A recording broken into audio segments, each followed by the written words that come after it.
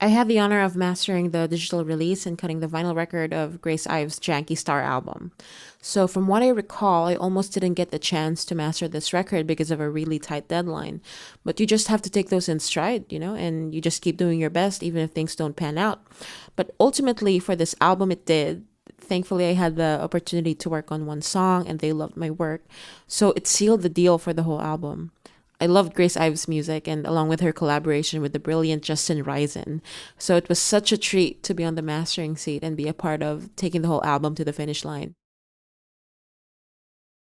As a mastering engineer, I tend to work at the very tail end of the production process, so not a lot of action right until the mixes are approved and ready for mastering. But I always have fond memories of working with producer Justin Raisen on every project he brings to our studio. Justin's production notes are always creative and he encourages me to think outside the box. So, for example, for the very first Grace Ives song I mastered for this record, his only request is to quote unquote, just make Bjork want to adopt her. So, that was so fun, and that's when you know that the album's going to be good. So, this might be an unconventional answer, but I really loved that the record starts with the song Isn't It Lovely?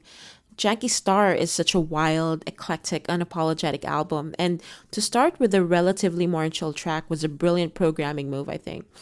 Mastering engineers tend to pay a lot of attention to the album sequence, so this really stood out to me. On its own, the song is hypnotic, but as a starting track, I think it takes on a whole nother role of whetting the appetite of listeners for what's to come, like the start of a roller coaster ride. And I think Isn't It Lovely was the perfect song for it. And it was also a fun record to master. I really love the low end production on this one. It was such a privilege for me to be a part of this album, and it's really because of the small but mighty team that brought this record to life.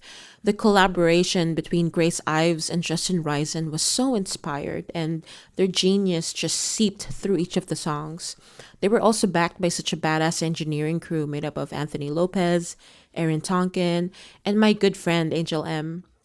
Usually, as a mastering engineer, you tend to have a bit of detachment from the meat of the production process, and that's really for a reason. You rely on that objective, neutral starting perspective to effectively master a record. But this album for me was different in a sense.